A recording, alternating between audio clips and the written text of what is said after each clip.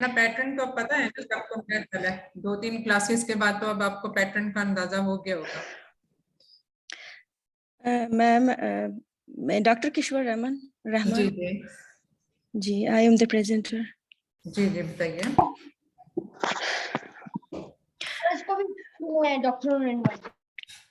Ma'am 30-year-old Gravida 3 Para 2 with the previous 2 cesarean section, 34 weeks plus 3 days pregnancy with the gestational diabetes. Her BMI is 32 kilogram per meter square.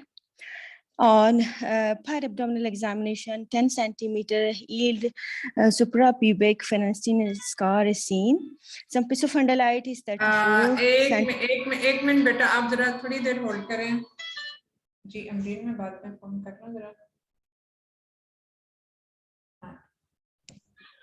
जी जी बताइए। Ma'am 30-year ठीक है Gravida abdominal examination तक आपने बता दिया, उसके बाद on abdominal examination 10 centimeter yield suprapubic phenastine scar is seen. Some pisofundilite 34 centimeter longitudinal lie with the capellac presentation. Estimated fetal weight is about 2.3 to 2.4 kg, and the amount of liquor seems to be normal. And fetal heart sound 140 beats per minute. And ma'am, our 6 blood glucose profile or fasting blood sugar is 156 milligram per deciliter. Post breakfast, yes, 156. Yes, ma'am, 156. And post breakfast 143 milligram per deciliter. Pre-lunch 66 milligram per deciliter. Post-lunch 118 milligram per deciliter. Pre-dinner 118. Yes, ma'am, 118. Pre-dinner 154 milligram per deciliter, and post-dinner 136 milligram per deciliter. ठीक. Any other positive findings in investigations?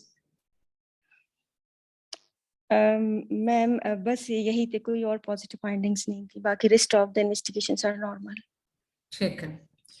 So basically now, as you have told us, we have been provided with the basic scenario, the main salient features on abdominal examination, and the blood sugar level profile at least for 24 hours. So isme how you will approach for the management of this case? Management of this case, ma'am, first of all, I will keep my patient admitted. इसमें एक चीज होती है management से पहले, जब आपको management suppose आपसे ये पूछी जाती है, क्योंकि इस सिनेरियो के साथ जब आपको इन्वेस्टिगेशन तक सब चीजें दे दी जाए and you have to answer certain questions may be by the examiner या कोई रोल प्लेयर भी हो सकता है, तो उसमें before the specific management, do you want to ask any certain questions? Yes, ma'am. Yes, ma'am. I would like to know any midnight blood glucose level at 2 a.m. done, if available. Not done. Yes, ma'am. This one and other. Yes, ma'am. Other investigations. Ma'am, I will. The rest of the investigations are okay as you have told us earlier. Yes, ma'am. ठीक है, इसमें हम ये assume कर लेते हैं कि ये सारी बाकी इन्वेस्टिगेशंस इसमें ठीक हैं, लेकिन और कोई क्वेश्चन जो आप मैनेजमेंट बताने से पहले आपका ख्याल है कि अगर ये चीजें मुझे पता चल जाएंगी तो मैं मैनेजमेंट ज्यादा बेहतर तरीके से बता सकती हूँ? प्रीवियस प्रेगनेंसीज की हिस्ट्री, अगर ऑब्स्टेटिकल हिस्ट्री मिल जाए, उसमें डायबिटीज थी कि नहीं थी? patient या और glycemic तो नहीं ले रही थी? No, the patient has never noticed it, and even if she was visiting a doctor, it has never been detected. Ma'am, previous pregnancy की उसकी जो सेकंड प्रेगनेंसी में मैक्रोसोमिक बेबी था, उसमें भी उसने सही तरीके से एंटीनेटल नहीं कराई थी, उसको सिजेरियन सेक्शन हुआ था। Yes ma'am, yes. So, but the blood sugar level has never been tested. Yes, ma'am. Blood pressure. बाकी She gives history of larger for dead baby. previous baby, second baby, first cesarean Okay, section, ma'am, okay. done. Yes. ठीक है. So this is one, but does this thing help you to decide the management? एक ये जो previous history थी उसकी macrosomic baby की, क्या इससे मैनेजमेंट के डिसीजन में कोई हेल्प मिलेगी? मैनेजमेंट के डिसीजन में आपको कोई खास क्वेश्चन जो आप पेशेंट से पूछना चाहो कि इसकी हिस्ट्री में, क्योंकि देखो आपको सिनेरियो में सिर्फ इतना सा सिनेरियो बताया गया है. Yes, ma'am. उसमें ये भी बता देते हैं कि previous pregnancies were uncomplicated except for larger for dead baby in the second pregnancy. बस. Yes, ma'am. And current pregnancy, ma'am, I will ask about the whether she is well aware of the diabetic diet or 3 meals or 3 snacks. I will ask from her, and whether she is know about the exercise, and I will ask about whether she is taking the insulin injections and how many units, and she is know about how to store the insulin and how to inject and how to administer. नहीं बेटा, अब आप track से थोड़ा सा हट रहे हो. मेरा blood pressure comes. Blood pressure. Ma'am, I will ask blood pressure. Section of abdominal girth is appropriate for please जो प्रेजेंटर है ना वो आंसर करे इस वक्त, बाकी सब सुने.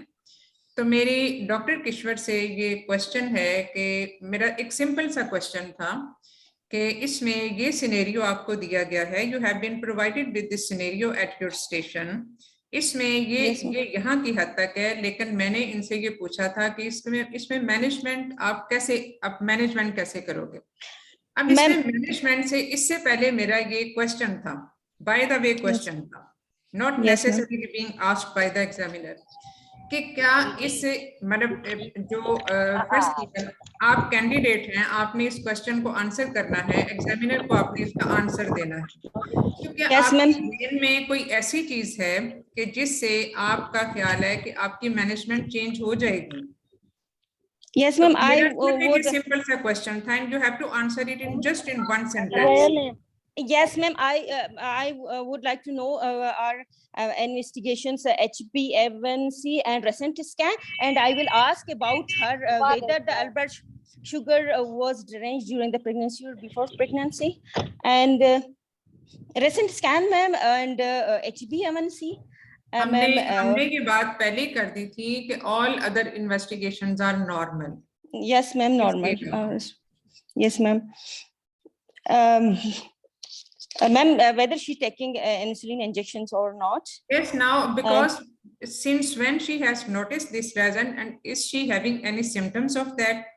And if she is having symptoms of that and these have been diagnosed at an earlier time period, क्योंकि अब ये वाले ब्लड लेवल्स जो ब्लड शुगर लेवल जो हैं हमें नहीं पता, हम ये तो कह सकते हैं कि 1 day अर्लियर या 2 days अर्लियर, लेकिन इससे पहले क्या ये कोई ट्रीटमेंट ले रही थी या नहीं ले रही थी? मेरी और Yes, ma'am. I will ask about the duration. तो सिर्फ आपने इतना सा सवाल पूछना है. Now, yes, ma'am, when she was diagnosed, in which time, and she was on metformin or an insulin injection. कोई ले रही है या नहीं ले रही? Now yes, ma'am.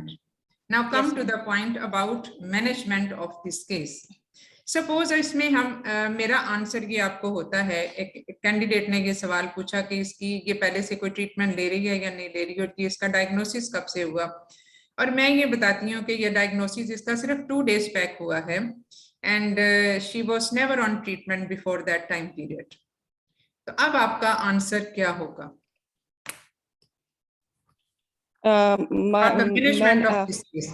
She is, हम इसको रिपीट कर लेते हैं, she is gravida 3 para 2, previous दोनों इसके अलाइव इश्यूज हैं, previous 2 caesarean sections, and now she is at 34 + 3 weeks with BMI 32 and 34 centimeter इसकी फंडल हाइट है. ये actually corresponding to gestational age, इसका ये भी मतलब है कि ये अभी रिसेंट इन ऑनसेट है, कि जो हाइपरग्लाइसीमिया है कोई बहुत पुराना नहीं चल रहा इसका, वरना इसमें कोई ना कोई फीटल इफेक्ट्स आ जाते. तो ये इसके सारे ब्लड शुगर लेवल्स हैं. Tell me the management in this case. Ma'am, I will keep my patient admitted. I will do the her sex blood sugar profile, and as my patient fasting blood sugar level is more than 156 milligram per deciliter, so along with the diet, exercise, and metformin, I will start the insulin injection. I will calculate the dose of insulin by the Carroll G. यहाँ पे हम थोड़ी देर के लिए hold कर लेते हैं. अब जहाँ पे आपने डाइट और एक्सरसाइज का बताया, तो keeping in mind the BMI of this patient, you have just to tell me very briefly, just in 1 or 2 sentences, that what is your aim of dietary restriction या dietary management से आपकी क्या मुराद है? What is your target to be achieved in this case? Ma'am, I will advise my patient about the diabetic diet of 3 meals and 3 snacks, and I will advise her to avoid the hyperglycemic index diet, to take the low index, low glycemic index diet. Basically, जब आपने BMI हमें बता दिया था, तो फिर आपने उसको स्पेसिफिक सेंटेंस में बताना है कि मैं इसकी जो कैलोरिक इनटेक है पर 24 आवर्स में इतना रखूंगी. Yes, ma'am. According to our BMI, most probably her caloric intake would be 18 kilogram, 18 kilocalories, could be 18 or 15 to 80 kilocalories per day. And I will advise I will divided her diet. I will advise to take 400 milligram with each meals, and 200 kilocalories with each snacks. क्योंकि आपने सिर्फ principles बताने हैं, आपने बहुत ज्यादा लंबी detail नहीं बतानी, इतना टाइम नहीं होता.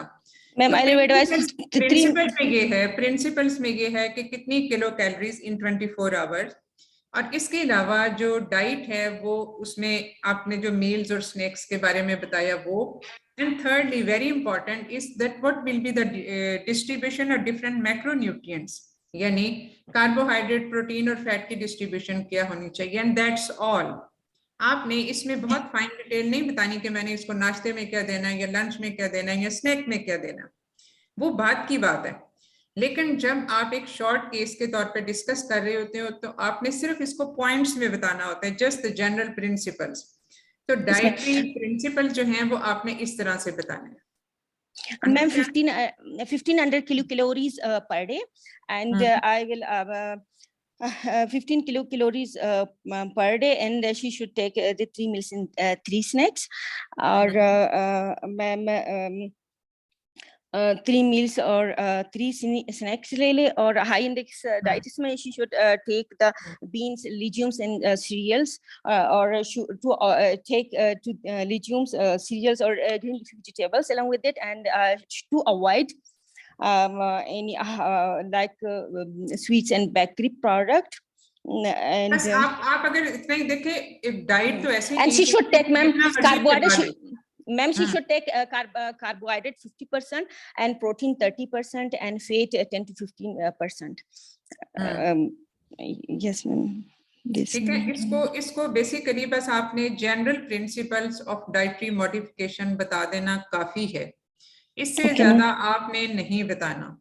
Now coming to the next point in her management, and what is that. क्योंकि देखिए आपने मैनेजमेंट स्टार्ट की है right from the diet, exercise and all that, but before that आपने कुछ और करने की जरूरत है. इसमें जो और करने की जरूरत होगी, ma'am, I will ma'am, yes ma'am, I will never to forget, क्योंकि जब आप कोई शॉर्ट केस में होते हो तो वहां पे भी सारे पॉइंट्स में मैनेजमेंट आएगी, बहुत लंबी डिटेल नहीं. तो इसमें काउंसलिंग सबसे पहले होती है. काउंसलिंग में आपने ये काउंसलिंग का लफ्ज भी बोल दो तो काफी है, वरना काउंसलिंग बजाते खुद एक ऐसी चीज है जिसके ऊपर ही एक पूरा स्टेशन बन सकता है. यानी फर्ज किया ये वाला बिल्कुल यही सिनेरियो है, और इसके बाद एग्जामिनर या रोल प्लेयर जो है वो ये आपसे पूछा जाता है कि अब आप इसकी काउंसलिंग करें इस पेशेंट की. ठीक है, तो काउंसलिंग पे ही पूरा एक स्टेशन बन जाएगा. तो आपने डिटेल उस तरह से नहीं बतानी होती है. तो इसलिए जो है वो इसमें आप काउंसलिंग में ये बताओगे कि उसका प्रॉब्लम क्या है, what impact it can have on the fetus and on the mother, और उसके अलावा जो है वो उसमें उसकी मैनेजमेंट या उसकी रेगुलर एंटीनेटल विजिट्स कितने जरूरी हैं, ठीक है। तो इसलिए Yes, जो ma'am. है वो आपने इसका काउंसलिंग का चीज आपने नहीं छोड़नी, that is the first thing to be covered in the management. उसके बाद फिर आता है कि admission if required. If required का मतलब ये है कि अब जाहिर है इस पेशेंट को हमने अभी इनिशियली हमने कैसे मैनेज करना है, क्या उसके लिए एडमिशन की जरूरत है या नहीं है, पेशेंट नॉन कंप्लाइंट तो नहीं है, कहीं दूर से तो नहीं है, ये सब कुछ बोले बगैर, क्योंकि इफ नीडेड जो है, इफ नीडेड में सारी चीजें इंडिविजुअलाइज खुद ब खुद हो जाएंगी। If needed according to the patient's profile, बस इतना सा भी काफी है।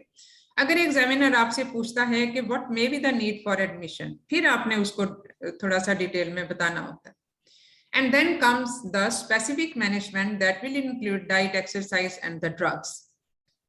तो इसमें अब हमने पहला चीज कवर कर ली डाइट का, फिर उसके बाद सेकंड हमारी आ जाती है एक्सरसाइज या जो फिजिकल है, इसके मूवमेंट्स हैं या फिजियोथेरेपी है, वो सारी चीजें इसमें कवर हो जाती हैं। तो उसके बारे में मुझे एक दो लाइन बस बता दीजिए। For ma'am, exercise, I will advise her to walk walk for 30 minutes after each meal for exercise. For how much time? And for 30 minutes after each meal, and she should walk and to be active. And ma'am, 30 minute की walk है, ठीक है, मतलब at one time or maybe divided in 2 times, यानी 15-15 minute की, बाद दफा 30 minutes के लिए पेशेंट के लिए वॉक करना पॉसिबल नहीं होता, तो आप उसको डिवाइड भी कर सकते हो। And that should be after the meal, at least 1 hour after the meal. बस इसको इस तरह से आपने बता देना है कि at least 30 minutes of moderate walk, moderate intensity walk जो है वो एट 1 टाइम और at 2 times, 1 hour after the meal, full stop. इतना सा काफी है, एक सेंटेंस भी काफी है। Now coming to the drug therapy, these are the foremost things, ये जो डाइट और एक्सरसाइज है। अब इसका तीसरा कंपोनेंट क्या होगा? Ma'am, third component, I will start the medical treatment, especially the metformin, metformin tablet, 500 milligrams. Now we will review. अब जब आप मैंने ये बताते हैं ना, ये ड्रग थेरेपी का आपने जो बताना है, तो आपने इस सारी चीजों को दोबारा से रिव्यू करना है, यानी ये जो 6 ब्लड शुगर लेवल्स आपके सामने पड़े हुए हैं, इस पे एक दफा आपने दोबारा नजर डाल लेनी है। Yes, ma'am. क्या इसके ऊपर इंडिकेटेड है या नहीं है, और अगर इंडिकेटेड है तो क्या इंडिकेटेड है? मैम, इसका क्योंकि फास्टिंग ब्लड शुगर लेवल 156 है, यानी ज्यादा है, यानी 126 में बुक में हर जगह पे लिखी हुई है कि अगर fasting blood sugar level more than 126 milligram per decilitre आ जाए तो इंसुलिन स्टार्ट करनी। ठीक है मैम, बाकी लेवल्स के बारे में आपका क्या ख्याल है? बाकी मैम लेवल सही है, तकरीबन जो प्री मील वो लेवल्स ठीक हैं। यस मैम, प्री जो है इसमें मैम फास्टिंग ब्लड शुगर बढ़ा हुआ है, पोस्ट ब्रेकफास्ट 143 मतलब नियर नॉर्मल है, और प्री लंच नॉर्मल है, पोस्ट लंच नॉर्मल है, प्री डिनर और पोस्ट डिनर तकरीबन मैम बाकी नॉर्मल है, सिर्फ एक बढ़ा हुआ है, फास्टिंग बढ़ी हुई है। आपने कितना बताया था? मैंने शायद ज्यादा ही नोट किया हुआ है। प्री डिनर कितना था इसका? 154 मैम, 154 मिलीग्राम पर डेसीलीटर। 154। हाँ, तो 164 थोड़ा बढ़ा हुआ प्री डिनर तो डेफिनेटली बढ़ा हुआ है, वो नॉर्मल तो नहीं है। 154 बड़ा हुआ ही है। यस मैम, ये भी बड़ा हुआ है। आप ये सारी चीजों को जहन में रखते हुए what comes into your mind, क्योंकि अगर देखा जाए तो post breakfast, post lunch, post dinner all are with the normal limits, जबकि फास्टिंग लेवल 2 बढ़े हुए हैं और 1 नॉर्मल है। एक्सक्यूज मी मैडम, मैम पहले हम डॉक्टर किश्वर के साथ कंप्लीट कर लें। मैम 2 hours आफ्टर मील है या 1 hour आफ्टर मील है? क्या चीज? मैडम ये जो पोस्ट डिनर या पोस्ट लंच या पोस्ट ब्रेकफास्ट हैं, these all are 2 hours after meal, exercise की जहाँ पे मैंने बात की थी वहां पे 1 आवर आफ्टर द मील। ठीक है। और madam ji doctor Kishwar. Yes, ma'am. But these first time ma'am patient ने प्रेजेंट किया है तो सबसे पहले मैं मेटफॉर्मिन एक्सरसाइज और डाइट ये करा दूंगी, ठीक है। 1 वीक मतलब कर लूंगी मैं पेशेंट को एडमिट करके 6 प्रोफाइल करके मेटफॉर्मिन स्टार्ट कर लूंगी। अगर इस पे नहीं कंट्रोल हुआ तो फिर मैम इंसुलिन फिर मैं स्टार्ट कर दूंगी। डाइट और but for how much time you will wait for it? Wait for metformin. My patient is now 34 weeks. Ma'am मैं इंसुलिन स्टार्ट कर देती हूँ साथ में, मैम इंसुलिन भी स्टार्ट करूंगी। 34 वीक प्रेगनेंसी है मैम। आपको ना बहुत क्लियर इसमें होना पड़ेगा कि इसमें इंसुलिन अगर आपने स्टार्ट करनी है वो कैसे करनी है और जरूरत है भी अभी या नहीं है। और you will right away start with the oral hypoglycaemic agent. जहां तक डाइट और एक्सरसाइज का ताल्लुक है ये तो आइसोलेटेड भी और in combination with the other therapies ये हमने करनी ही करनी होती है। इसलिए कि ये जरूरी है इसको साथ करना, इसलिए ये आपने बोलना ही है। लेकिन ये जो मैं कह रही थी कि इसके आप अगर पूरे ब्लड शुगर लेवल्स को देखो तो सिर्फ pre breakfast and pre dinner are raised, all other are with in normal limits. Normal. So ma'am हाँ जी ठीक है बताइए। मैम मैं पहले मेटफॉर्मिन और डाइट और एक्सरसाइज करके 1 वीक 2 वीक देख लूंगी।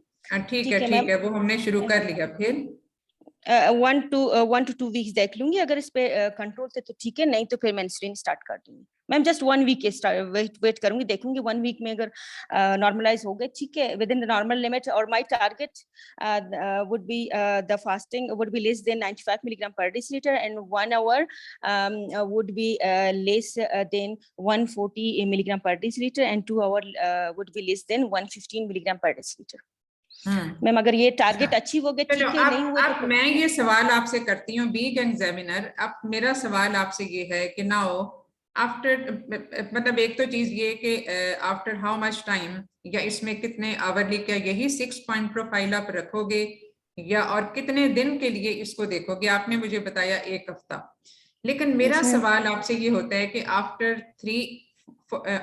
3 more days after starting the metformin the blood sugar levels remain in the same range, यानी यही सेम रेंज रहती है। हम इसको भी फिलहाल चेंज नहीं करते, यही सेम रेंज रहती है जो कि इस वक्त है with just few variations.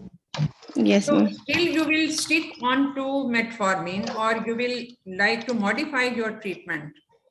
Ma'am, then I will modify my treatment. I will start the single injection or 2-time injections with the MPH. Ma'am, MPH पहले start कर। Which insulin? Ma'am intermediate insulin. ये कि आपने metformin किस dose में शुरू की थी? Metformin ma'am 500 milligram 3 time a day start कर दूंगी ma'am. 3 times a day? Yes ma'am 500 milligram 3 time a day. 3 times a day is okay? ये तो खैर डिबेटेबल है ना कि इसको 2 times या 3 times दें। Ma'am then I will adjust the dose according.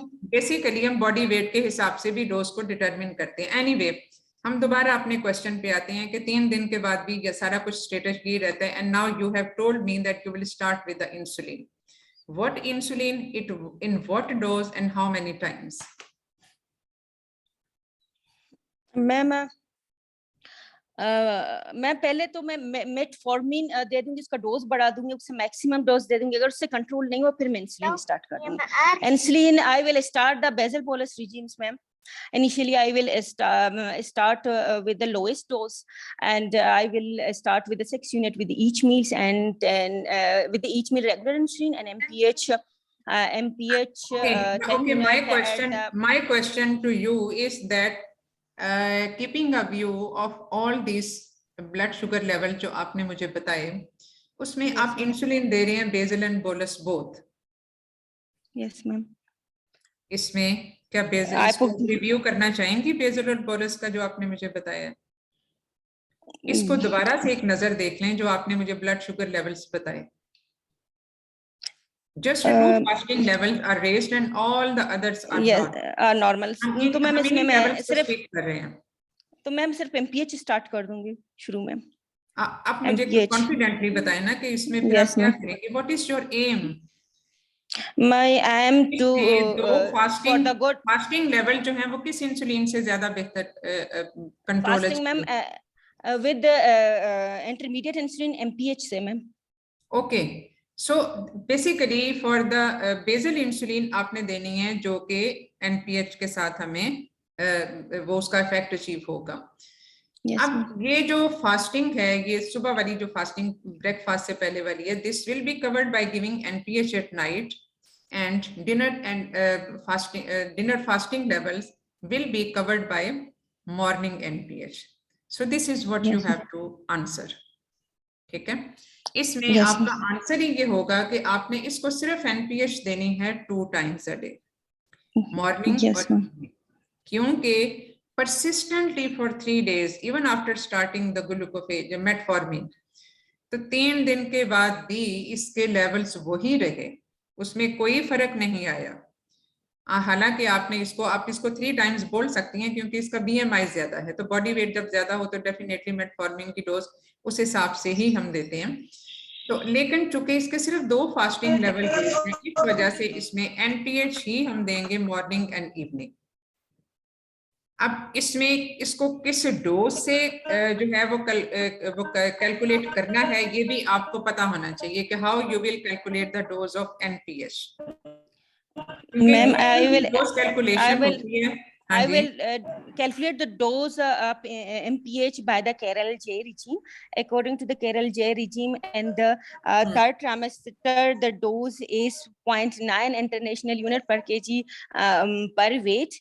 According to this, her ma'am एक क्वेश्चन मुझे आपसे पूछना है मैम कि अगर मैंने इसका 80 kg वेट है तो मैंने इसको 0.9 इंटरनेशनल यूनिट देना है कैरल जे के हिसाब से, तो यूनिट इसके ट्राइमेस्टर वाइज होता है क्योंकि ट्राइमेस्टर वाइज जैसे जैसे आगे ट्राइमेस्टर जाते हैं इंसुलिन रेजिस्टेंस बढ़ती जाती है, इस वजह से भी आप डोज ज्यादा यस मैम करते हैं। यस मैम इसका हाँ, लेकिन इसमें चूंकि आपने ऑलरेडी मेटफॉर्मिन शुरू कर दी और मेटफॉर्मिन इसका शुरू करना जस्टिफाइड इसलिए भी था कि उसका बॉडी वेट ज्यादा है, तो मेटफॉर्मिन इसलिए शुरू कर दिए, इसलिए एग्जैक्टली आप उसका 80 kg के हिसाब से कैलकुलेट करके उसको नहीं दोगे, it may result in hypoglycaemia. Yes ma'am, तो इस वजह से आपने उसकी डोज को कम रखना है। अब बेसल इंसुलिन जो होती है, जो बेस लाइन बेसिकली जो हमारी बॉडी जो बेसल इंसुलिन बनाती है वो कम से कम 20 यूनिट्स पर डे है, कम से कम। इसलिए वो इंसुलिन की अमाउंट जो 20 यूनिट या 18-20 यूनिट से कम हो, उसको हम ओरल के साथ भी कवर कर सकते हैं, या बाज़ दफा जरूरत ही नहीं होती उसमें इंसुलिन देने की, तो that can be well managed by diet and exercise alone. लेकिन अब इसमें डेफिनेटली 20 यूनिट से ज्यादा है। अब इसमें हम इसको, चूंकि हमने इसको मेटफॉर्मिन दी हुई है, तो हम इसको चाहे ये 3rd ट्राइमेस्टर में भी है, हम इसको कम यूनिट देंगे और कम उसमें उसके हिसाब से कवर करेंगे, not by 1 units per kg of body weight, 1 unit के हिसाब से नहीं देंगे, because rest of the work is being done by the oral hypoglycaemic agents. ठीक है, तो इसमें हम जो है वो 0.8 के हिसाब से कैलकुलेट करेंगे, वो ज्यादा एक बेहतर है, क्योंकि देखो कम इंसुलिन को आप बढ़ा सकते हो, लेकिन हाइपोग्लाइसीमिया हो जाए फीटस के लिए, हाइपोग्लाइसीमिया सबसे खतरनाक होता है, because glucose is the only source of energy for the developing fetus. तो उसमें बहुत एक्यूट डिस्ट्रेस हो सकता है अगर मैटरनल हाइपोग्लाइसीमिया हो जाए तो। इसलिए हाइपोग्लाइसीमिया आप इसका थोड़ा सा ब्लड शुगर लेवल जो है वो थोड़ा सा हायर साइड पे ही रखते हैं, बहुत ज्यादा टाइट कंट्रोल इसमें नहीं अचीव किया जाता है कि उसमें रिस्क ऑफ हाइपोग्लाइसीमिया बहुत ज्यादा बढ़ जाते हैं। तो अब इसमें इंसुलिन को आपने सिर्फ इतना सा, अब जब प्रिंसिपल्स की बात आती है ना, तो प्रिंसिपल्स में सिर्फ ये होगा कि इसमें dietary modification keeping in mind with the basic principles of this is 1 2 3 exercise 30 minutes moderate exercise per day either at one time or at 2 times 1 hour after the meal। फिर उसके बाद जो है वो then I will start with the hypoglycemic agents because she is having fasting levels, 2 fasting levels more than the target levels, control levels जो होते हैं। और उसमें initially I will start with the metformin because her body weight is more and as just 2 levels are raised and all the rest are normal. Then I will review it for few days अब few days अगर कोई पूछे तो उसमें आप बता सकते हो कि हम 1 week, वैसे तो अप्रोक्सीमेटली 1 week ही होता है। ये तो जस्ट आप बीच में जब आपने 1 week बताया तो एग्जामिनर आपसे पूछ सकते हैं 3 दिन के बाद ये वाले लेवल हैं, तो अब आप क्या करोगे। तो परसिस्टेंटली वो लेवल अगर चल रहे हैं तो then probably it's a time to start with the insulin starting at a low dose because already she is on oral hypoglycemic agents, and as just 2 fasting levels are raised, so I will just start with the basal insulin by NPH, ठीक है, intermediate insulin जिसका 12 घंटे का effect होता है, and calculating its dose according to her body weight, बस full stop. ये है जो आपने इसको आंसर करना है, तब ही आप इसको 12 से 15 मिनट के स्टेशन पे कवर कर सकते हो। क्योंकि देखो आप ये इस केस की डिस्कशन में हमने कब शुरू किया था, मेरा ख्याल है इसमें कोई 20-25 मिनट हो गए हैं। तो शॉर्ट केस का जो है इसमें जो सबसे ज्यादा स्किल आपको अचीव करने की जरूरत है वो ये कि आपने कॉम्प्रिहेंसिव और प्रिसाइज कैसे रखना है अपने आप को। आपने लॉन्ग केस, जाहिर है सब तकरीबन जो रिपीटर्स हैं उनको तो पता है कि लॉन्ग केस में बड़ी लंबी कहानियां बताई जा रही होती हैं, अगरचे उसमें भी टाइम मैनेजमेंट बहुत इंपॉर्टेंट होता था, बट स्टिल एक टाइम होता था और उसमें लोग बता सकते थे, लेकिन इसमें आपके पास टाइम नहीं है। तो इसलिए इसमें ये देखो मैंने जैसे कि बताया कि ये वाला केस था आपका, इसमें पूरा स्टेशन सिर्फ काउंसलिंग पे भी बन सकता है, इसमें पूरा स्टेशन सिर्फ डाइटरी मॉडिफिकेशन पे भी बन सकता है। यानी आपके पास रोल प्लेयर बैठा हुआ है, आपने उसकी डाइट डिजाइन करनी है, और बिल्कुल ऐसा हो सकता है आप हर हॉस्पिटल में न्यूट्रिशनिस्ट नहीं होता जो उसको डाइट डिजाइन करके बताए, तो आपने उसके बॉडी वेट के हिसाब से उसको डाइट डिजाइन करके बतानी है, क्योंकि मरीज तो आपका है, आपने उसको बताना है कि उसने क्या खाना है और क्या अवॉइड करना है। So you will calculate the diet according to her body weight and very important according to her dietary habits. आपके पास कोई एक बहुत पोर क्लास का एक आ जाता है पेशेंट, किसी गांव से ही सपोज आ जाती है, तो उसको तो नहीं पता ब्राउन ब्रेड क्या चीज है, वो तो हो सकता है रोटी ही खाती हो सकता है वो रात का बचा हुआ खाना ही खाती हो। ये वैसे ये एक्चुअल सिनेरियोज हैं, प्रैक्टिकल रियलिटीज हैं। तो आप उससे ये पूछोगे, पहले उससे पूछोगे कि आप सुबह नाश्ते में क्या खाते हो, दोपहर के खाने में, रात के खाने में, और फिर आपने उसकी डाइट को डिजाइन करना है उसकी डाइटरी हैबिट्स के मुताबिक, यानी जो वो खाती है उसी को आपने मॉडिफाई करना है। अगर आप उसको अपनी तरफ से बड़ी रिफाइंड डाइट बता दोगे, बहुत उसको एक सारी चीजें जो कि अमूमन एक होता है कि स्नैक में ये लो और नाश्ते में आपने पॉरिज लेना है या ब्राउन ब्रेड लेनी है या ये लेना वो लेना, वो तो लेगी ही नहीं, may be maximum for 1 or 2 days, and then she will go back to her original diet because she has no other choice for that. तो इसलिए हमेशा बेहतर होता है मरीज की डाइटरी हैबिट्स के मुताबिक आप उसको डाइट डिजाइन करके बताएं, and for that you must know कि जो उसका जो ब्लड जो शुगर लेवल्स हैं किस फास्ट फूड आइटम्स में कितने होते हैं, आम जो कॉमन जो डाइटरी आइटम्स होते हैं उसका आपको पता होना चाहिए। एक चपाती में कितना होता है, दाल की प्लेट में कितना होता है, किस फल में ये कितना होता है, चावल की एक प्लेट में कितने होते हैं। तो ये सारी चीजें आपको बहुत क्लियरली पता होनी चाहिए। आपका पूरे का पूरा जो एक स्टेशन है वो सिर्फ उसकी डाइट पे ही हो सकता है।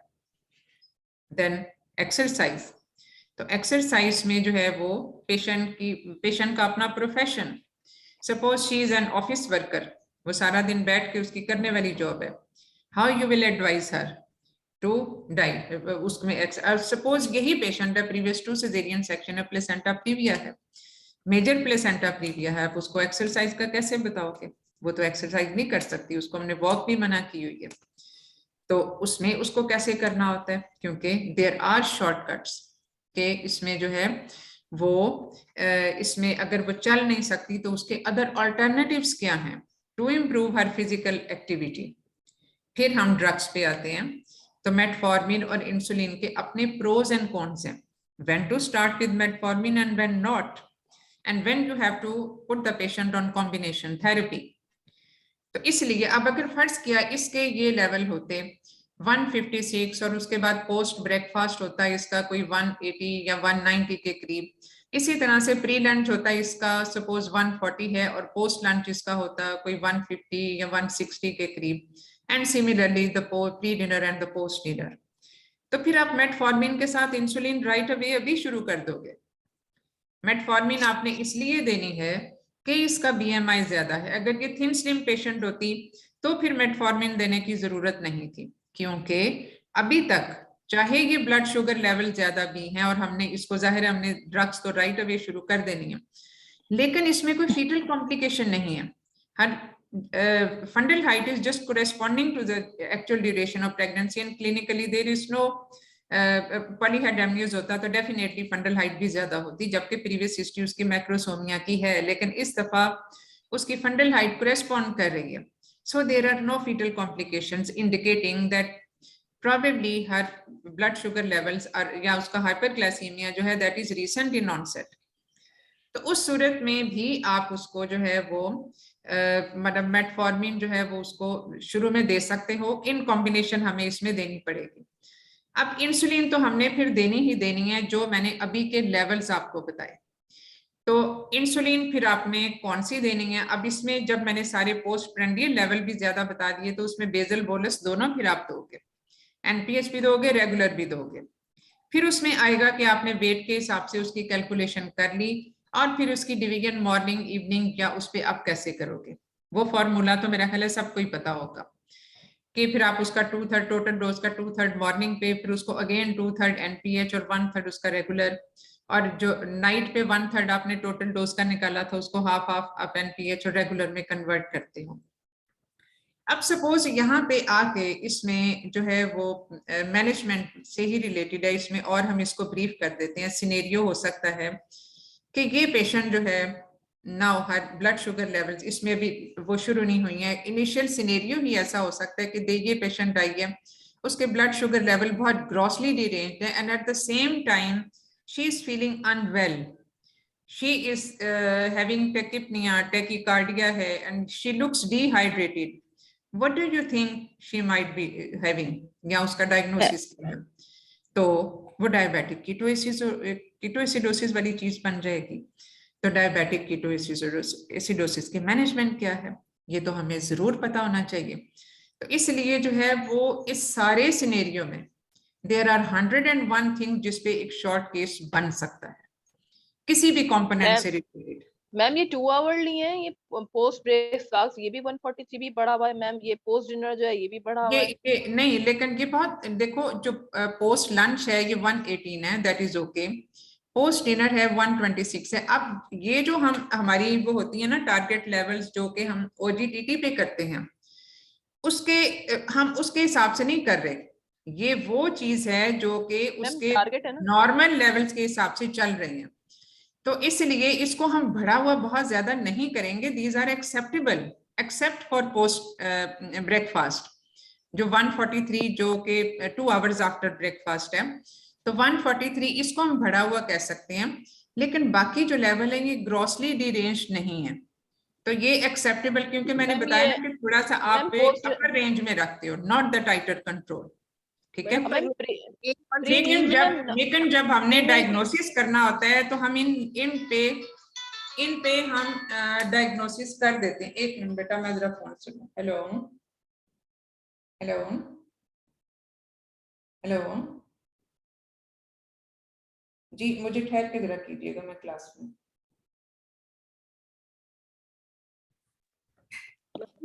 मैम एक क्वेश्चन था मैम वो पूछा ये था एक इंसुलिन हम जब स्टार्ट कराते हैं तो हम कहते हैं अगर कोई वैसे लेवल ठीक है, लेकिन अगर कोई कॉम्प्लिकेशन है, पोली है या हमारे पास मैक्रोसोमिया आ जाता है, फंडल हाइट ज्यादा आती है, तो हम किस लेवल पे उनकी किस कैटेगरी पे हम स्टार्ट कराएंगे इंसुलिन? अगर फंडल हाइट में 3 सेंटीमीटर 4 सेंटीमीटर की डिस्क्रिपेंसी है वो लैग कर रही है, तो जाहिर है फीटल कॉम्प्लिकेशन आ गई। फीटल कॉम्प्लिकेशन जब आ जाती है तो फिर उसमें एक इंडिकेशन हो जाती है कि अब इसको हम खाली मेटफॉर्मिन पे नहीं रख सकते, it needs treatment to prevent the further complication.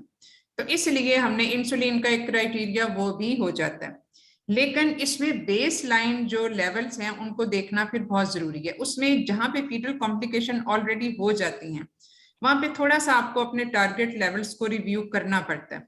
यानी अगर फर्ज किया इन्हीं लेवल्स पे जो इन्होंने हमें डॉक्टर किश्वर ने जो बताए, पेशेंट आ जाता है ये सपोज 36 सेंटीमीटर की फंडल हाइट आ जाती और इसमें there is an impression of polyhydramnios on clinical abdominal examination, तो उस सूरत में भी हम इंसुलिन शुरू कर देते फौरन, मेटफॉर्मिन के साथ ही शुरू करते। मेटफॉर्मिन इसलिए कि बहुत ज्यादा जो डोज हम देते हैं, बॉडी वेट इसका 80 kg है, तो 80 यूनिट्स जब हम पर डे देंगे, अगर इसको 1 यूनिट्स के हिसाब से भी कैलकुलेट करें तो that is too much dose.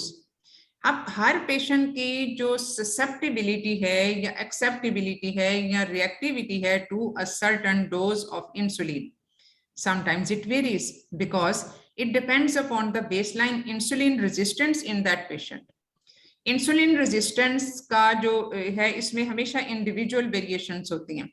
कोई पेशेंट इंसुलिन को बहुत जल्दी रिस्पॉन्ड कर देता है, कुछ नहीं करते, तो वो अब इंसुलिन रेजिस्टेंस का तो हमें नहीं पता कि ये पेशेंट कैसे रिएक्ट करेगा, इसलिए हम हमेशा स्टार्ट करते हैं with a little bit low dose.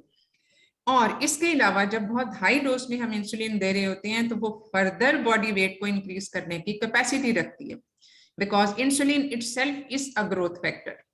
तो इसीलिए जहां पे बॉडी वेट ज्यादा होता है वहां पे हम इसको मेटफॉर्मिन को कंबाइन करते हैं to control that effect of insulin, and above that because we have to then we need to give a low dose of insulin।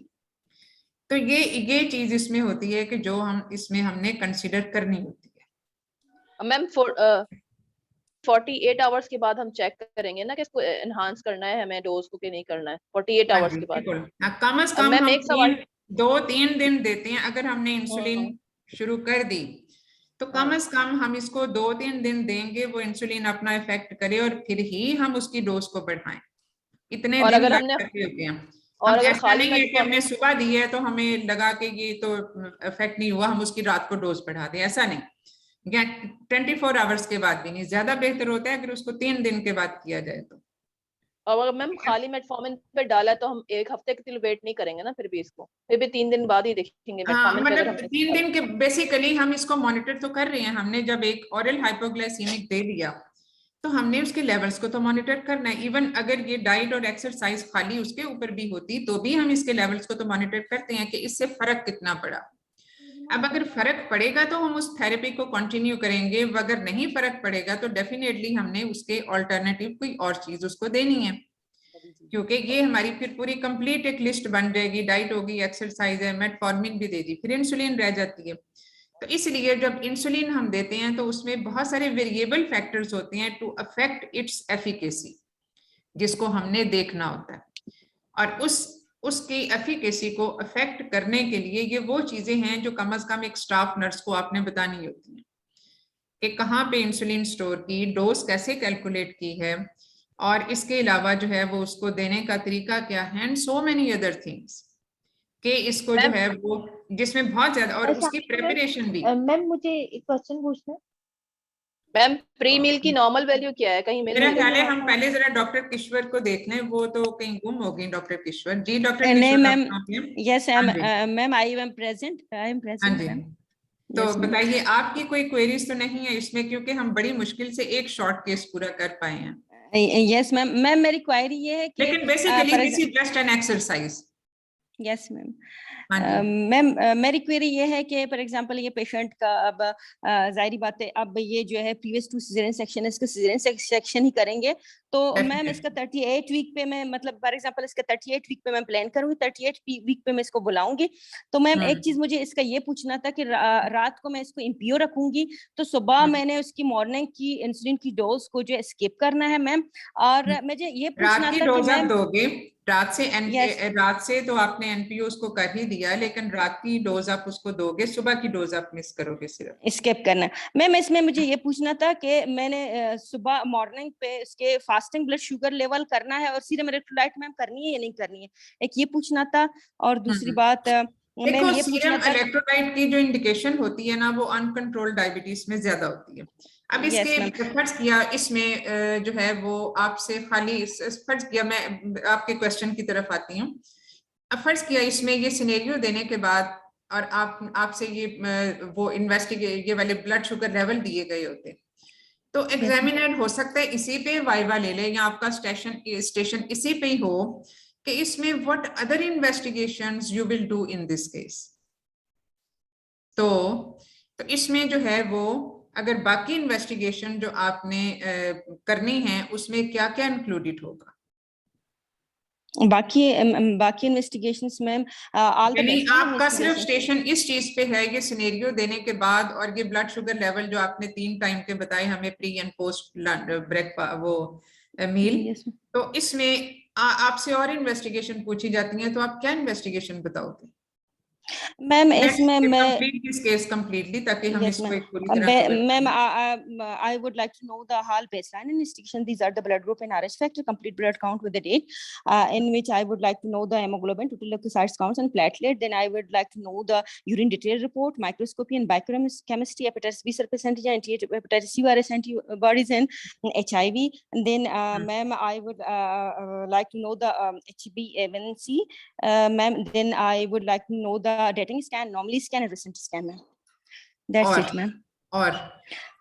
और मैम अगर पेशेंट इलेक्ट्रोलाइट भी बनते हैं, इसमें सीरम इलेक्ट्रोलाइट भी बनते हैं जो आप इस वक्त करवा रहे हो वो ज्यादा इंडिकेटेड थे उस वक्त जब ब्लड शुगर लेवल्स डिरेंज थे।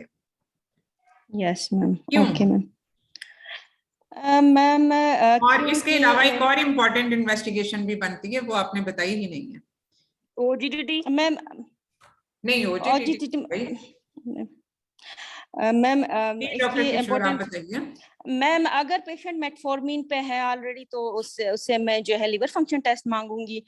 और मैम ये तो जीडीएम है मैम, मेटफॉर्मिन पे नहीं है, सिर्फ 2 दिन पहले उसका डायग्नोज हुआ और ये वाले ब्लड शुगर लेवल जो उसके हैं बस आपके पास ये सिनेरियो है।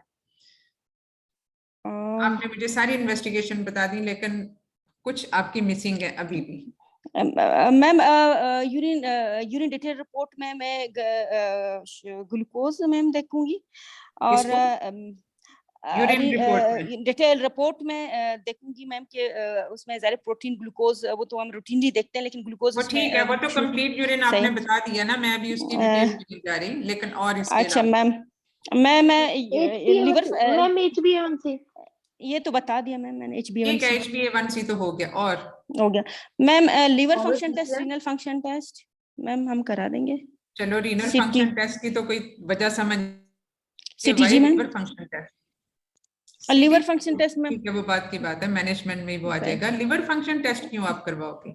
RFTs की तो चलो कोई वजह नहीं है मैम। ये पेशेंट जो है ऑलरेडी मेटफॉर्मिन पे है तो इस वजह से हम कर सकते हैं। ये पेशेंट मेरी नहीं है, हम बिल्कुल बेसलाइन सिनेरियो की बात कर रहे हैं मैम नहीं कर रहा हूं, बिल्कुल बेसलाइन सिनेरियो की बात कर रहे हैं जब हमने अभी कुछ भी शुरू नहीं किया हुआ। नहीं मैम मैं नहीं कर रहा हूं। फिर तो LFTs नहीं आप करवाओगे?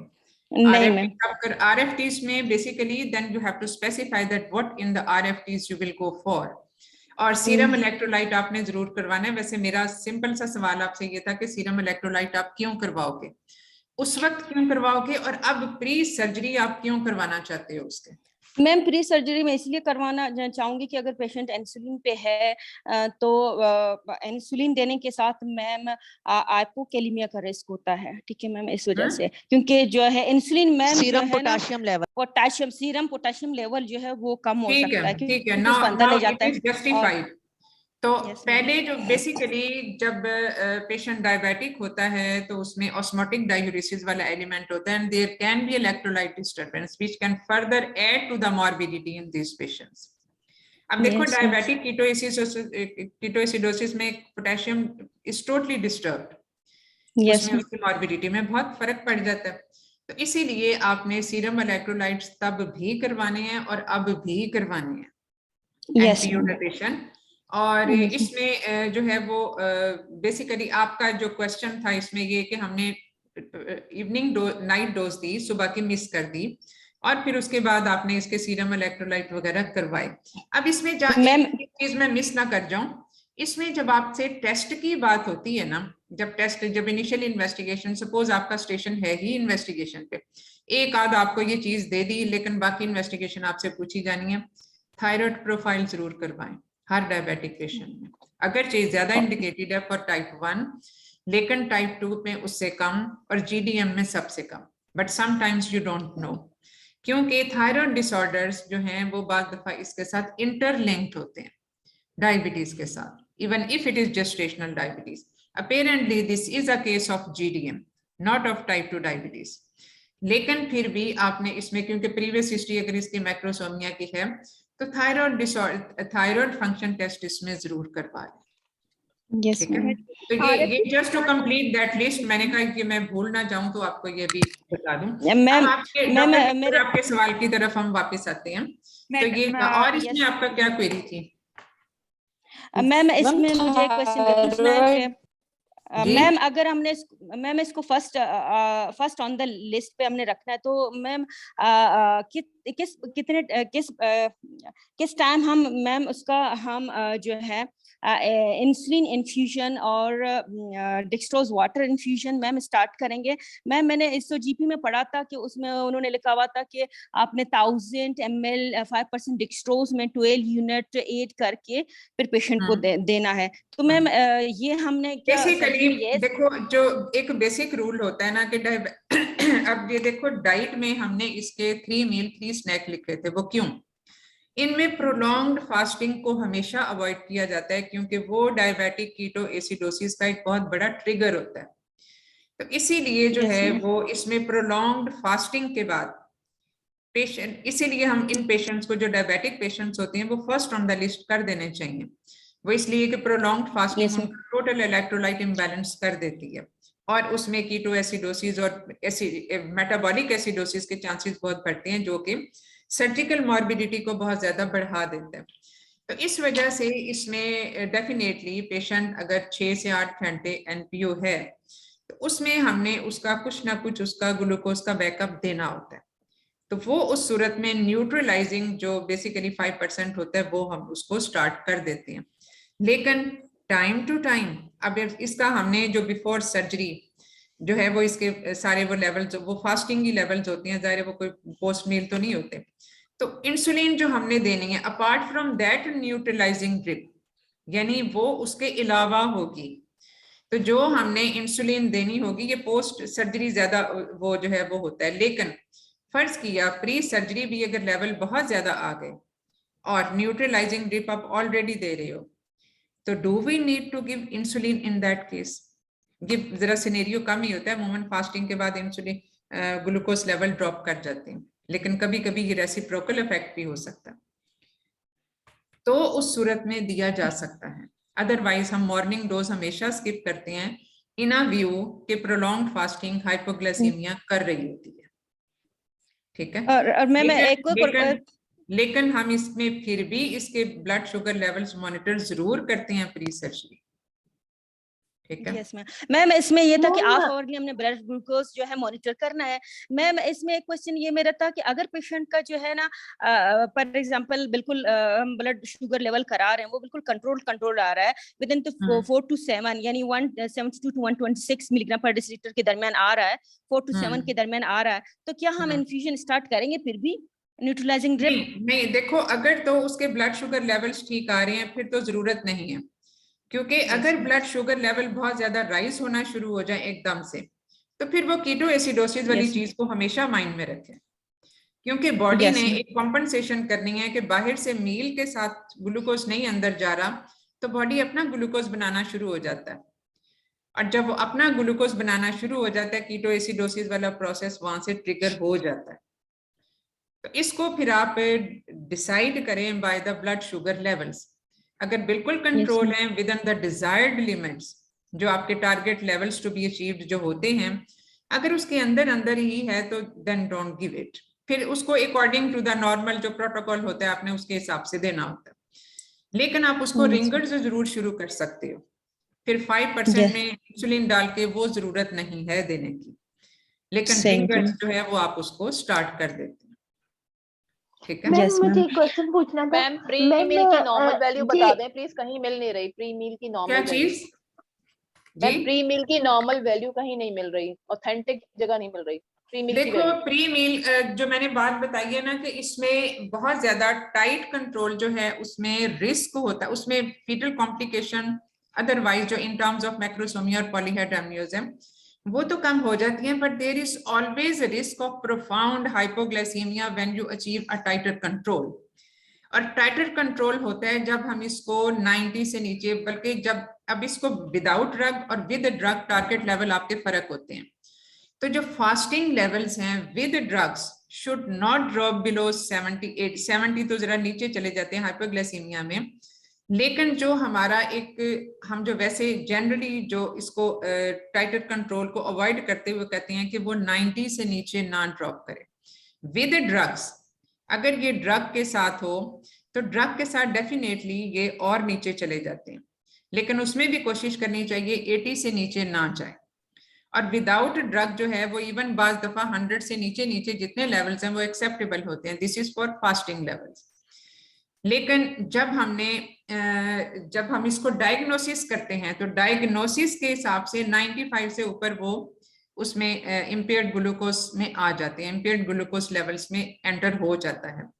लेकिन जब हम उसकी ट्रीटमेंट की बात करते हैं तो 95 भी एक्सेप्टेबल है, anything below 100 will be acceptable, क्योंकि इसमें फीटल सेफ्टी इसमें ज्यादा होती है कि जब वो बहुत ज्यादा हम उसके लेवल्स को नीचे ड्रॉप ना करें। क्योंकि देखो जो बेबी का जो मैक्रोसोमिया है और जो पॉलीहेड्रामियोसिस है वो ज्यादा डिपेंड करता है on the post meal levels. तो पोस्ट मील लेवल्स के जो हैं वो 140 से ऊपर ना जाएं आफ्टर 1 आवर, 140 से ऊपर ना जाएं। लेकिन हम इसको जब हम जैसे बाज दफा जरूरी तो नहीं होता कि हर लेवल जब वो 140 पे ही आए, तो इसमें कभी कभार की रीडिंग्स पेशेंट जो हमारे पास एक चार्ट बना के लाता है जो होम मॉनिटरिंग होती है, जब हम पेशेंट को डिस्चार्ज करते हैं और उसको बताते हैं कि ये लेवल्स आपने करके लाने हैं, और डेफिनेटली वो लेवल्स वो नहीं होते जो हम वैसे 6 लेवल करवा रहे होते हैं दिन में। वो लेवल वो होते हैं कि एक दिन का फास्टिंग और पोस्ट मील, दूसरे दिन का डिफरेंट टाइम पे फास्टिंग और पोस्ट मील, और तीसरे दिन का डिफरेंट। तो हमें सारे पैटर्न पता चलते हैं।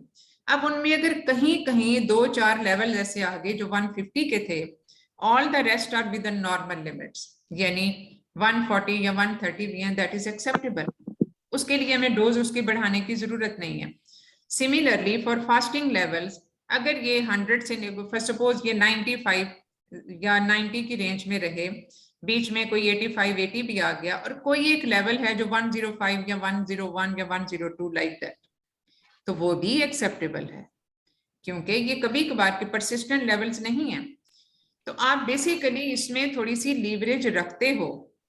अब जो गाइडलाइंस के मुताबिक जो टारगेट टू बी अचीव्ड हैं वो हमेशा टाइटर कंट्रोल की तरफ जा रहे होते हैं, लेकिन प्रैक्टिकली स्पीकिंग वो टाइटर कंट्रोल जो होते हैं उसमें फिर पेशेंट बहुत एक आपका कॉम्प्लायंट पेशेंट होना चाहिए, जिसको हर चीजों का पता हो कि इसमें ये लेवल जो है वो इससे नीचे हुआ तो उसने ये करना है। ये सब चीजें उसको पता होनी चाहिए, और उसकी मॉनिटरिंग भी बहुत एडिक्वेट हो।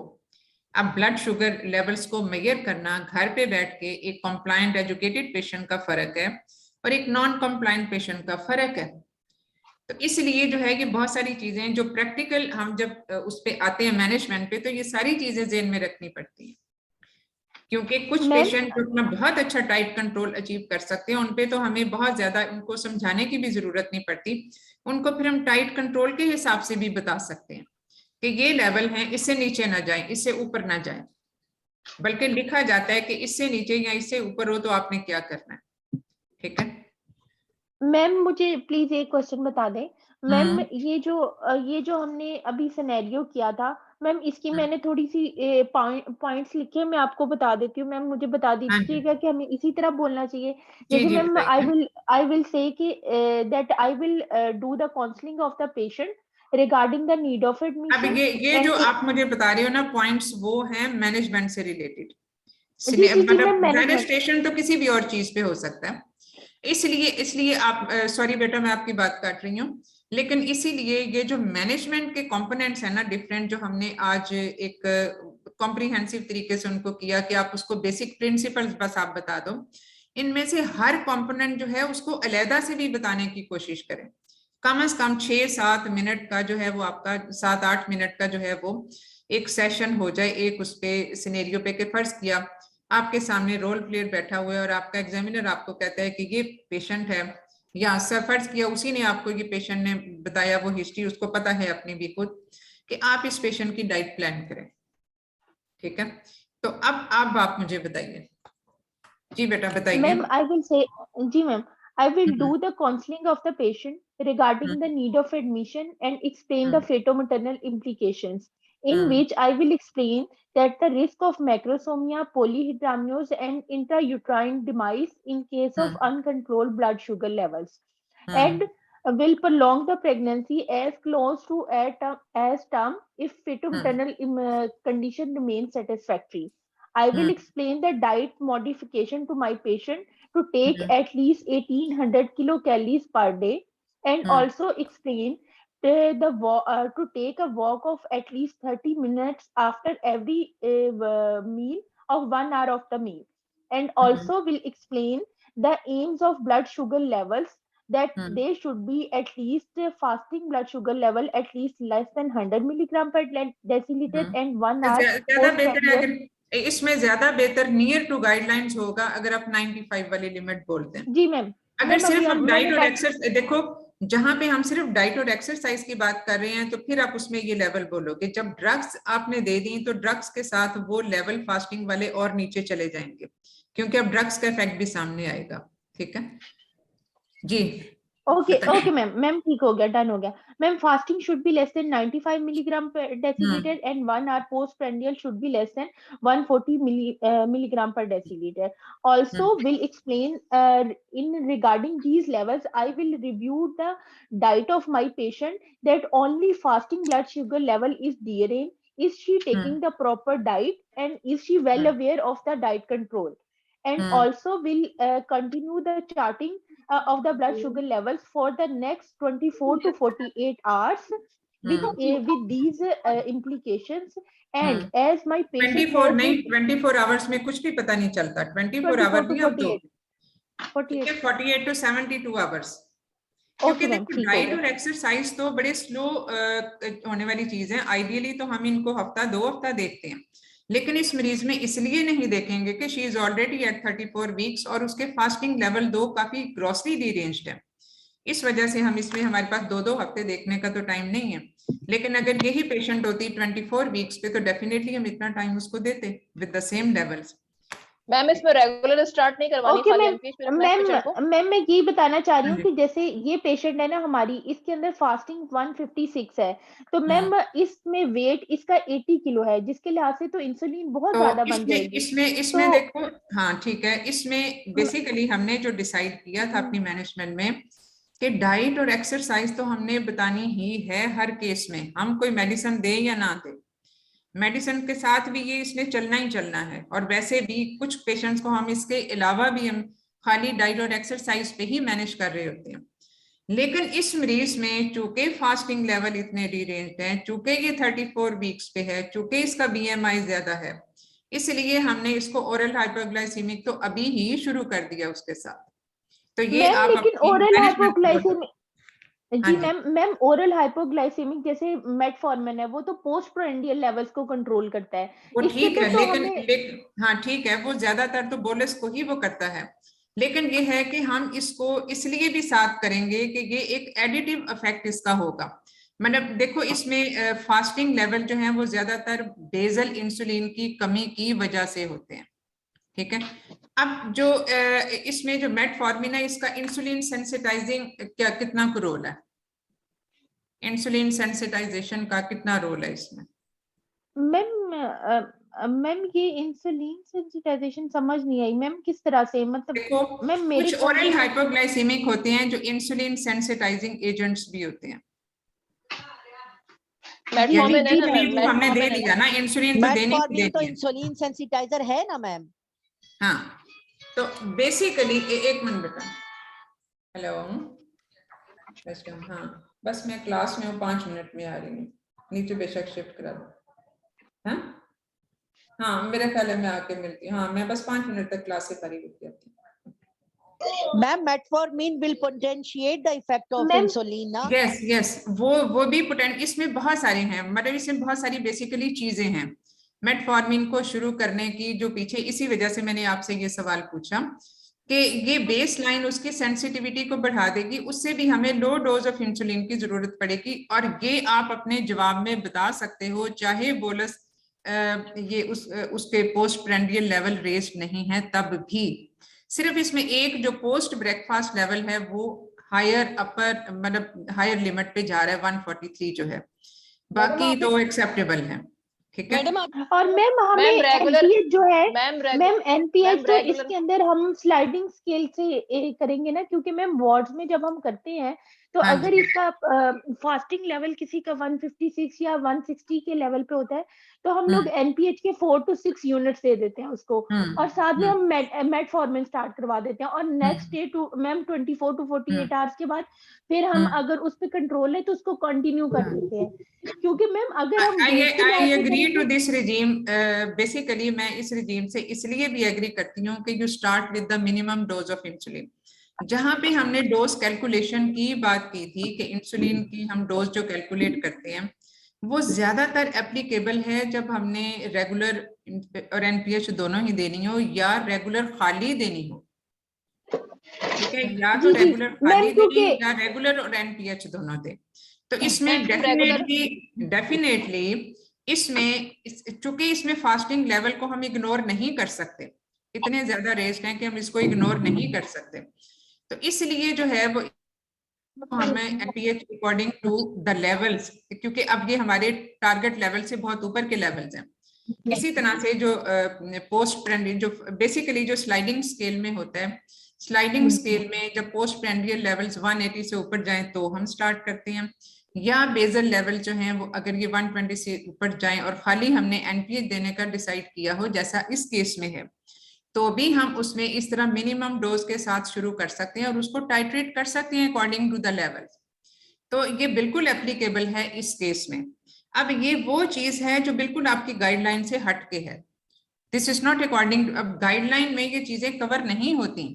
लेकिन ये जो वेरिएशंस हैं मैम क्या ये जो हमारा एनपीएच आंसर है देंगे, ये इंसुलिन एग्जाम में बेसल नहीं देंगे। पहले डॉक्टर ये किश्वर देंगे। को प्लीज जरा बोलने दें, डॉक्टर किश्वर अपनी क्वेरीज क्लियर कर लें। जी डॉक्टर किश्वर। मैम मैं डॉक्टर आपदा हूँ मैम, मुझे अच्छा। सिर्फ ये पूछना था कि क्या अगर हम जिस तरह से ये वार्ड्स में करते हैं कि हम मेटफॉर्मिन स्टार्ट कर दें और ये कहें कि ये इंसुलिन के इफेक्ट को पोटेंशिएट करेगी, और इसके अलावा हम एनपीएच स्टार्ट कर दें जिस तरह टाइट्रेशन से हम चलते हैं और फिर मॉनिटरिंग करें, तो क्या एग्जाम में ये हमारा आंसर एक्सेप्टेबल होगा? देखो मेटफॉर्मिन का बिल्कुल एक्सेप्टेबल है, लेकिन मेटफॉर्मिन के साथ आपने कुछ दिन देखना है, आप स्ट्रेट अवे उसको शुरू ना करें इंसुलिन को, that is a better safe choice. Whatever we do in, देखो हमारी इंडिविजुअल प्रैक्टिसेस होती हैं वार्ड्स में, and that are basically your experience based practices, कि हमने एक चीज का एक अच्छा रिस्पॉन्स देखा होता है, हम उसको कर रहे होते हैं। लेकिन कुछ चीजें हैं जो स्टैंडर्ड गाइडलाइंस के मुताबिक होती हैं, उन स्टैंडर्ड गाइडलाइंस को डेफिनेटली हमने अपने पेशेंट के हिसाब से कुछ बार दफा मॉडिफाई करते हैं, लेकिन जब हमारी कंट्री की अपनी गाइडलाइन बनी हुई होती हैं तो फिर वो एज इट इज हम उसको करते हैं, क्योंकि वो हमारी पॉपुलेशन के हिसाब से बनी हुई होती हैं।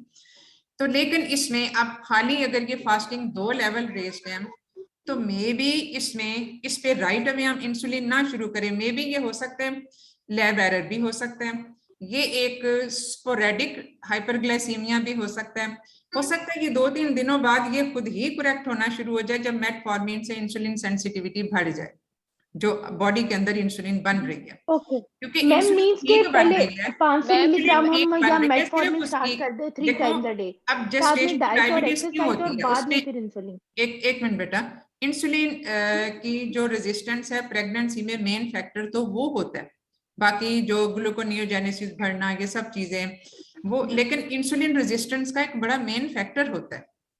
तो इस वजह से हम पहले इनिशियली उसको मेटफॉर्मिन के साथ रिव्यू करेंगे, उसके बाद फिर हम उसको इंसुलिन जो है वो इसको देंगे अगर जरूरत पड़ी। मैम मुझे एक सवाल करना है मैम, ये रेगुलर इंसुलिन हमने इसीलिए स्टार्ट नहीं की ना अभी कि इसके पोस्ट डिनर के जो लेवल्स हैं वो इतने ज्यादा बढ़े हुए नहीं है। हाँ वो इतने ज्यादा नहीं बढ़े, हो सकता है वो डाइट से खुद ही सही हो जाए, हो सकता है मेटफॉर्मिन से सही हो जाए, एक्सक्यूज मी मैडम, मेरा क्वेश्चन है मैडम, 2 आवर का जो एम है हमारा गाइडलाइन के एसओजीपी के मुताबिक, वो 115 नहीं है तो सही 115, लेकिन वही बात है ना कि हमने 115 जो है वो हमारा है जब हम क्या करते हैं, जब ड्रग्स देते हैं।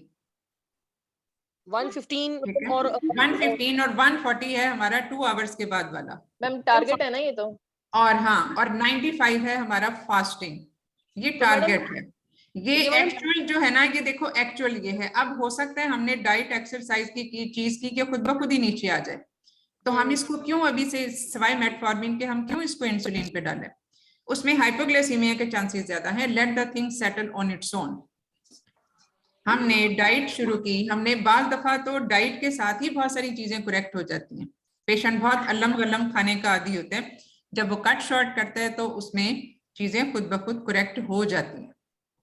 तो डाइट को टाइम देना चाहिए उस, ताकि उसका एक पॉजिटिव इफेक्ट हो ऑन द ट्रांजिएंट हाइपरग्लाइसीमिया जो बाद दफा पेशेंट्स में हो जाता है, क्योंकि इसमें इसकी प्रेगनेंसी कॉम्प्लिकेटेड अदरवाइज नहीं है as regard to diabetes. Yes ma'am, लेकिन मैडम मैडम काइंडली प्लीज एक क्वेश्चन का आंसर कर दें रिगार्डिंग स्टीरॉइड है। मैडम अगर यही पेशेंट है, जीडीएम की है हमारे पास, ठीक है, और उसके लेवल्स कंट्रोल्ड हैं और हमने उसको स्टीरॉइड कवर दिया है, और उसके बाद मैडम उसके जो पोस्ट लंच लेवल्स हैं वो 168 है, और फास्टिंग जो उसका लेवल है वो चला गया है 130 और 140 में, तो मैडम क्या हम उसको इंसुलिन स्टार्ट कराएंगे फॉर द 72 आवर्स, और हम उसकी मेटफॉर्मिन की डोज को इंक्रीज करेंगे? हाँ, वो वक्ती तौर पे दे सकते हैं। अगर ऑलरेडी इंसुलिन या अगर मेटफॉर्मिन पे है तो मेटफॉर्मिन की डोज को बढ़ा सकते हैं। अब मेटफॉर्मिन की अपर लिमिट तो काफी वाइड है, इसको आप 3 ग्राम्स तक भी दे सकते हो, तो why not to increase the dose of metformin initially. अगर पेशेंट ऑलरेडी इंसुलिन पे है तो फिर आप इंसुलिन की डोज बढ़ाओ वक्ती तौर पे, क्योंकि वापस आपने आना है उसके प्री स्टीरॉइड लेवल्स पे। ठीक है। तो और मैडम आपने सिर्फ वक्ती तौर पे होता है। ठीक है मैडम, आरएफटीज की क्या जस्टिफिकेशन है जीडीएम के पेशेंट में, वो क्या हम देंगे उसकी जस्टिफिकेशन? देखो आरएफटीज जो हैं ये बेसिकली जीडीएम में तो इतना ग्रॉसली रीरेंज नहीं होते, लेकिन फिर भी चूंकि ये किडनीज को अफेक्ट कर सकते हैं और बाद दफा शॉर्ट ड्यूरेशन का भी हमें क्योंकि हमें इसके प्रीवियस लेवल अभी नहीं पता, ज्यादा से ज्यादा HbA1c से हमें कुछ ना कुछ आइडिया हो जाएगा। पेशेंट के कुछ सिम्टम भी अगर ना हो तो हमें ज्यूम कर सकते हैं कि ये रिसेंट इन ऑनसेट है, पेशेंट को भी 2 दिन पहले पता चला। लेकिन आरएफटीज हम इसमें करवाना फिर भी जस्टिफाइड इसलिए है कि कम से कम ये जो हाइपरग्लाइसीमिया है बाद दफा ये इफेक्ट करता है इवन ऑफ शॉर्ट ड्यूरेशन, इसलिए। ठीक है, अदरवाइज इसमें कोई डायरेक्ट उस तरह से कोई रीनल पैथोलॉजी तो हमारे सामने नहीं आई। ठीक है, तो अब मेरा ख्याल है अब हम स्टॉप करें। मैडम रेटिनल एग्जामिनेशन का बता दें कि रेटिनल एग्जामिनेशन करना है इसमें? टीडीएम में जरूरत नहीं है अनलेस कोई आई सिम्टम्स हो। टाइप 2 में, टाइप 1 में तो डेफिनेटली टाइप 2 में हम कर सकते हैं, या प्रोलॉन्ग डायबिटीज, या अगर कोई सिम्टम्स हो तो उस वक्त, अदरवाइज फिर उसमें जरूरत नहीं है। ये लॉन्ग मैडम काइंडली फीटल एको का भी बता दें, फीटल एको का टाइप 1 में कराएंगे? किसमें क्या चीज पूछ रहे हो? टाइप 1 में मैम फीटल एको कराएंगे टाइप 1 में? टाइप 1 में तो कराएंगे, ये कि वो देखो अब इसमें जो इनिशियल जो फर्स्ट ट्राइमेस्टर से ऑनवर्ड डायबिटीज चल रही है, टाइप 1 तो बचपन से ही चल रही है, इवन टाइप 2 में भी कराएंगे क्योंकि वो भी प्री कंसेप्शन चल रही है। तो उस सूरत में फीटल एको करवाना जस्टिफाइड है, खास तौर पे उस वक्त जब वो ब्लड शुगर लेवल्स अनकंट्रोल्ड रहे इन द फर्स्ट ट्राइमेस्टर। अगर मैम इसका फर्स्ट इंटरव्यू नॉर्मल आ रहा है फिर भी इको कराएंगे? जी सॉरी बेटा, आपकी आवाज बहुत ऊंची है। मैम अगर फर्स्ट इंटरव्यू नॉर्मल आ रहा है तो फिर भी इको कराएंगे हम? किताब में ये भी लिखा नहीं, देखो इसमें बेसिकली एक है स्ट्रक्चरल डिफेक्ट्स, एक है फंक्शनल डिफेक्ट्स। ठीक है, जो 4 चैम्बर व्यूज हैं वो आपको स्ट्रक्चरल डिफेक्ट्स बताते हैं, जो फंक्शनल डिफेक्ट्स हैं वो आपको एको बताता है। ठीक है, तो इसलिए खास तौर पे उन केसेस में जहां पे ब्लड शुगर लेवल जो हैं वो अनकंट्रोल्ड रहे in the first trimester and onward, या HbA1c रहा मोर देन 6, तो वहां पे to be on safer side जरूर करवा लें। ठीक है, चलिए अब मेरा मैम लास्ट सवाल, एक्सरसाइज हम 30 मिनट में मैम होल डे में 30 मिनट करनी है या ईच मील में 30 मिनट करनी है? नहीं, just once a day 1 hour after meal 30 minutes. यहाँ इसको डिवाइड करके 15-15 मिनट की कर लिया। और अगर मरीज फर्ज किया ये तो देखो ये मिनिमम है, मैक्सिमम की तो कोई लिमिट नहीं। डायबिटिक पेशेंट सारा दिन भी चलते फिरते रहे बेशक, ठीक है। इसलिए जो है वो इसमें कम से कम की मैं रेंज बता रही हूँ। ज्यादा से ज्यादा जो वर्किंग मदर्स भी तो होती हैं डायबिटिक, वो सारा दिन चल फिर रही होती हैं, काम कर रही होती हैं, ठीक है। चलेंगे अब इसको हम स्टॉप करें। अब नेक्स्ट थैंक यू मैम। जी ma'am, Thank you, ma'am. Thank you, ma'am. Thank you, ma'am. Thank you, ma'am. Thank you. Thank you, ma'am. Allah Hafiz. Thank you so Allah much ma'am, बहुत Hafiz. अच्छा lecture था Thank you, आपका। ma'am. Thank you. Thank you, ma'am. Thank you very much. Always be happy. Ameen. चलें अंदर जाने आपने। मैं 1 minute, Ayan बेटा आप उधर चले जाइए उस तरफ। और आपको मैंने क्या कहा था अयान, थप्पड़ लगता है, दूध लगता है, दूध लगता है। जितना तक ये दूध